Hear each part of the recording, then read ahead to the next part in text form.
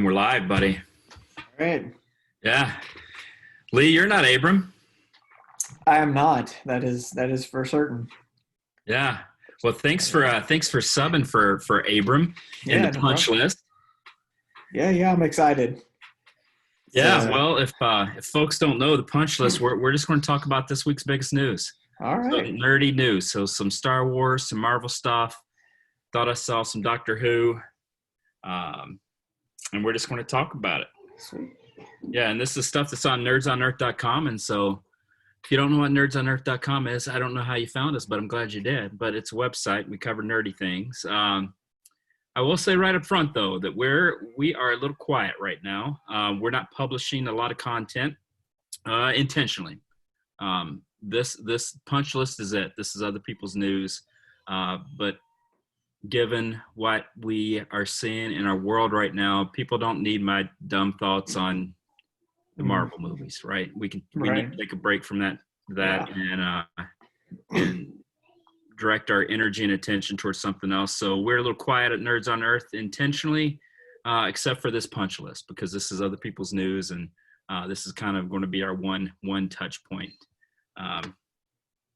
So let's not belabor that. Let's get started, right? All right, let's do it. All right. So number 7, you ready for this? I'm ready. Free RPG Day 2020. The kit contents are revealed. Now, have you ever participated in Free RPG Day in the past? I have not. I don't really live near where a lot of that stuff happens, so I don't usually get out to a lot of that. When it's going on. I'm recording here in Minneapolis, and I often on Free RPG Day I would go from shop to shop. You know, I know a lot of my shop owners. I love the friendly local game shops, and I would go to, because of COVID, obviously it's delayed. It's been postponed, but it's coming, and I think a lot of folks they're going to put together. What they do is this year is they're going to put together a little packet, like a grab bag of role-playing goodies, which, you know, D&D's exploded. Role-playing is more popular than it's ever been, and then you can go to your local shop and get some goodies.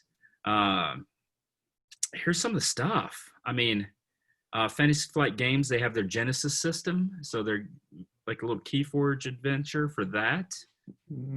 So Warhammer 40K, Wrath and Glory. Again, I don't know what any of this stuff is, but it's free. Free RPG, sometimes little abbreviated rules, sometimes a short adventure. Paizo, who does Pathfinder and Starfinder, they always come pretty big at this. Their Goblin Adventure. But anything on that list? I see Roll20. I've used that before. Looks like some kind of subscription thing in there. We've played it actually. Right now I'm in a campaign that we're using Roll20 on, and I really enjoy it. It's super easy to use. It's a good, easy way to connect online. So you can do your socially distanced Free RPG Day and take it straight to. That's right. Roll20. Well, and the guys that I play with are we're all over the country too. Yeah. So and that's what's great about it. Well, and Nerds on Earth, we're all over the country, right? Yeah. So we're buddies, and we get together and talk about nerdy stuff, but we're all over the place. So again, this is the punch list. If you want more information, go to nerdsonearth.com. It's always right there at the top, and you can click through and get the full details on the RPG Day. And let's move on. Number 6 is Doctor Who. So Tom Baker and David Tennant team up for Out of Time. Lee, I have no idea what this is, so you're going to have to tell me what this is. Now I don't know about this audio series coming out, but I mean I have watched not all, but a decent bit of the Doctor Who series. I really loved David Tennant as the Doctor. And that's Purple Man, right? Yeah, I believe so. Yeah. From Jessica Jones. Yeah. Mm-hmm. And he was also Harry Potter. He was in one, I don't remember which one, but he was Barty Crouch Jr. Oh, okay. He did a really good job with that one too. Yeah. I think he's a great actor, yeah. Yeah. And so he was the 10th Doctor? Yeah. Yeah. This seems really interesting. I'm assuming audio drama is going to be essentially like an audio book. Yeah. I guess that Yeah. they're doing. So I'm not really sure. There's lots of different ways. I know audio stuff is done. I don't know if like the two of them are just narrating or if they're Yeah. voicing certain things. But I mean, bringing in classic villain, Yeah. Yeah. Yeah. The um, Daleks. Yeah, it's I'm strange. I don't know the market for audio stuff at this point. Folks yeah, typically listen to it on the commutes. right. Folks aren't commuting as much. Like, what's the market for this sort of thing? I understand the previous ones were popular, but yeah. But I Doctor did. Who fans, that's something else. That's some more content for you. It does sound like an interesting thing. It's coming out in August. I'm probably going to check that out. Yeah, Whenever, absolutely. yeah, I'm Absolutely. at least curious to see what they do with it. But I think it will be interesting at least. Yep. Yep. Number 5, the Jedi Temple Challenge is a brand new Star Wars game show. Like, we're getting I, a Star Wars game show. I'm all for this. Yeah, I yeah. So, am. so tell us about it. I know that you and some of the other Nerds on Earth writers were geeking out about this and coming up with names for Yeah. teams and I just watched the trailer right okay. before we started on this, and I mean it literally it is Jedi Star Wars meets Legends of the Hidden Temple. If any of you ever watched that on Nickelodeon as a kid, I don't know. Did you ever No, watch I that? didn't. No. Yeah. What like Nickelodeon Guts? Oh, okay. Yeah. I Uh, mean, Nickelodeon. I kind of get the general flavor, right? yeah. I don't know. It's just kids competing in teams doing Sure. physical challenges, and this one Like, and they I get guess and they they get yuck dropped on them not all potentially, well that or I don't like blue milk from Tatooine. yeah that Yeah. they could definitely bring that in there. This one does I think from the trailer add in some like mental kind of challenges too, so it's not all just Oh, like physical stuff. It yeah, seemed like they were pitting some like mental puzzles to them or something yeah. like that. um Well, i and go ahead. Go I ahead. I'm, I love the idea, just in the sense of from more of a nostalgic kind of Yeah. sense for me. I remember watching these shows when I was a kid, thinking like, how I always got frustrated with them because I'm like, I know I could get in there and do all that. Yeah. Yeah. Yeah. Well, and here's what I think's the heartwarming thing. It is hosted by Ahmad Best, who is the actor that portrayed Jar Jar Binks. And if you know Yep. any of the lore, Star Wars fans literally ruined that guy's life because he played Jar Jar Binks. I mean, it was Yeah, just nasty yeah. stuff, and it's like, come on, man, the guy. Like, Star Wars fine, fans no do one have liked a the character, have but a he was an actor playing the character, and so it's so heartwarming that hey, it's hosted by Best, and God right. bless him, and I hope it's a huge Yeah, success because of yeah, that. Yeah. Well, number yeah. 4, and this has been on the punch list before, not this particular item, but Marvel Legends. So Marvel Legends are the 6-inch Marvel action figures, and I am a huge Marvel Legends nerd. I just spent a lot of time like cutting into foam core and gluing it into like individual compartments to store my Marvel Legends figures. And so I love Marvel Legends. And Hasbro just revealed Marvel Legends Deadpool line with Strong Guy Build-A-Figure. And as much as I love Marvel Legends, I was joking, this is the one I'm going to pass because, you know, the this is kind of the Deadpool, you know, in I'm an 80s guy. I'm not a Mhm. 90s kid. Right, Um, and so I don't need any more like Deadpool wearing pajamas. Like, taha, I get it. right, Um, right. and so this line is for folks that are kind of the 90s style Deadpool, like that style of Marvel Legends. Um, but I will say what I love about Marvel Legends is if you don't like this line, they'll have another one and they'll have another one in 5 months. Oh So yeah, yeah. the latest is Deadpool. Do you collect Marvel Legends? No, I hadn't really. Um, Yeah. and I don't know. I'm not a huge Deadpool kind of guy. I Yeah. appreciate it. There are some funny kind of things to it, but All right. I don't know. I never got into a lot of the Deadpool stuff. Yeah, I'm just a collector. I'm an Enneagram 5, so I got to have some sort of collection at all the time. If I don't have an Right. action figure if I don't have an action figure somewhere around me at all times, then Right, I don't right. I don't know what to do with myself. So this line isn't for me, but I'm happy, and I hope they continue making Marvel Legends forever. But if you're interested in it, go to the nerdsonearth.com and the punch list. Number 3 is Ticket to Ride, the sold millions upon millions of copies board game, gets a print and play stay at home expansion. Okay, so when I first read this, I guess I read it kind of wrong. When I saw print and play, I was thinking like 3D print and play, and I thought, oh, that's actually a really interesting. We'll make our own board games at home, right? And then I realized it was like paper print and play. Yeah, yeah. But then I thought, well, that's actually maybe a good idea for board game thing to do to have 3D print kind of stuff as expansions. Yeah, But, yeah. I mean, and we've seen that from several board game companies. Very popular Stonemaier Games, popular board game company, just designed a quick little, print and play, a little roll and write game.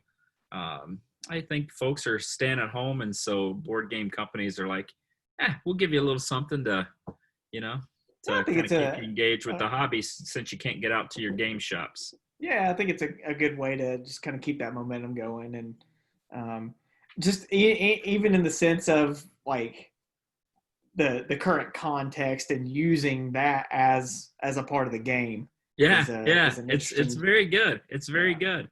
I like what they did with it. It's very it's kind of practical and timely in a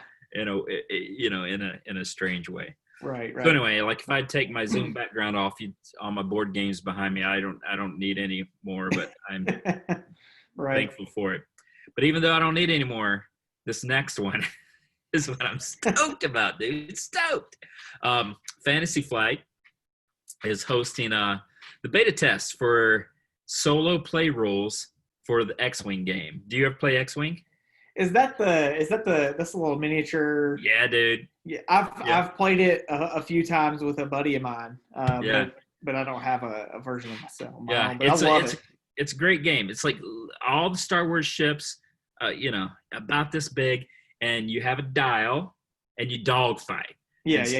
And so you and a buddy would go, take your turns, and it's like, hey, I'm going to go forward, 3 inches and make a turn, and then you don't know what your opponent has, and then you flip over your dials. It's awesome, dude. It's so fun. I play it with my nephews, and and of course, young boys. They're just like, right. Can we play this? Like you're just blowing up ships, and there's rules. It's like there's asteroid field. So that is Fantasy Flight's X-Wing game.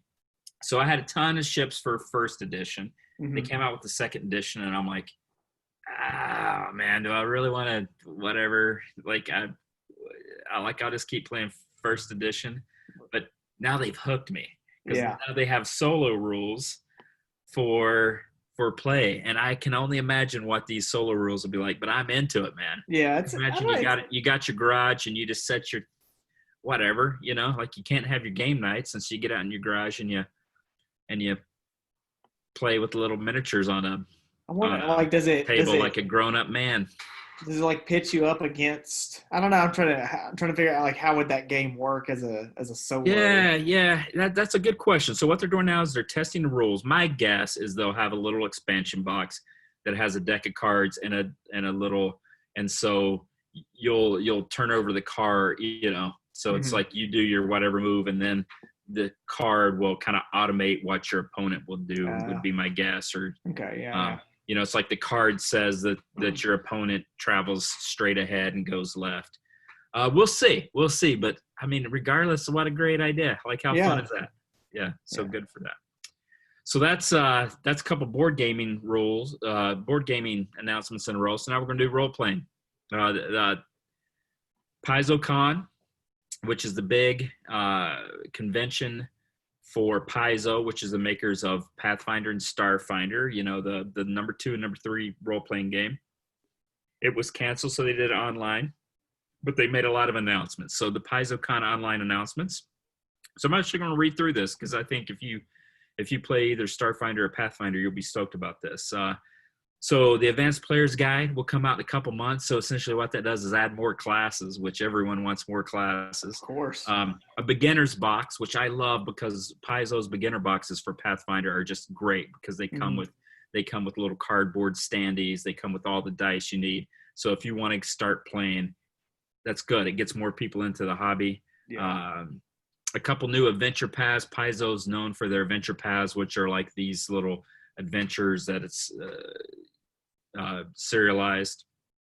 Bestiary 3, you always need more monsters. Of course. And the Lost Omens Ancestry Guide. So what Lost Omens is kind of their setting of Galarian. Okay, yeah. And their Ancestry Guide are playable characters. So it's like, hey, you want to play as a catfolk, as a Tengu, whatever. So had you been keeping up with those announcements from PaizoCon? No, I haven't, because like I said, I haven't done a ton of RPG and other than some D&D. Yeah. Mm-hmm. Yeah. Well, if you love D&D 5e and you're like, like I want to turn this dial up a little. Right. I want to get a little jazzier. I want to get then Pathfinder is a great game. Pathfinder 2nd edition, I love it. The 3-action economy. I'm excited about these books. The Advanced Player's Guide, you always want new classes, and I think some of the very popular classes, D&D 5th edition, I love it. I play it all the time. But it's they color inside the lines, right? Like they're like, hey, we're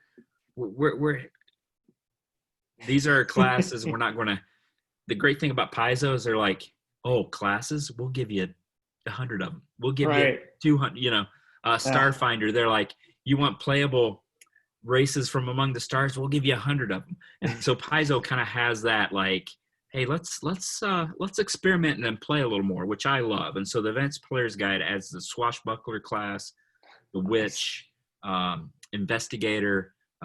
So some fun things. The beginner's box is always good because it brings more people into the hobby. Yeah. And so they have a nice, I think what this shows more than anything is that Pathfinder 2nd edition was released Gen Con last year. Mm-hmm. So it's less than a year old. And they've already, at launch, they had more pages of official content for their game at launch than D&D 5th edition had in like their, first 4 years of launch. Right. And so Paizo, they put out the content, and I think what this illustrates is they're not taking their foot off the gas. Like it's still pedal to the metal. So that's good for nerds. And so if you want to see those announcements, you go to nerdsonearth.com and the punch list. Awesome. Yeah. Well, Lee, thanks for subbing in for Abram. Anything you want to add before we wrap this thing up? I don't know. I got nothing. Got nothing. Doesn't it seem like it's one of those punch lists where it's like, yeah, man, there's some stuff, but it's, I think just, what's happening, there's not that those bombshell announcements that you take. And, not to cast aspersions on what we just heard. This is good stuff, but it's, this is kind of inside baseball stuff for if you're a Doctor Who fan. Yeah. Like you can get some audio thing. It's not like, hey, we're announcing a new, season of Doctor Who. It's not that type of announcement. These are a little more inside baseball, right? Speaking to the nerds, but hey, we are the nerds, so we like this kind of stuff. Definitely. So, yeah. Well, thanks again, Lee. It's always good to see you. Yeah, good to see you too. All right, go to nerdsonearth.com if you want to hear more. But that's it for now. So later, nerds. Take care.